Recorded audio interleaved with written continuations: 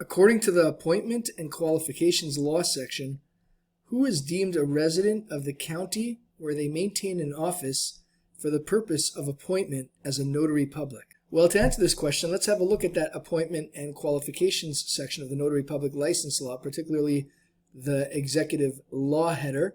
And it starts with the subheader, Misconduct by a Notary and Removal from Office. And we can jump to Part 2 of this for the purpose of answering this question, which states, a person regularly admitted to practice as an attorney and counselor in the courts of record of this state, whose office for the practice of law is within the state, may be appointed a notary public and retain his office as such notary public, although he resides in or removes to an adjoining state. So with this in mind, let's have a look at our four choices to determine our solution. Choice A states, a person who resides in New York and has an office in an adjoining state.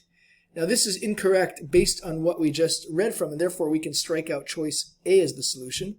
Choice B states, a person regularly admitted to practice as an attorney and counselor in the courts of record of this state. Well, that's precisely what we just read from that section 2.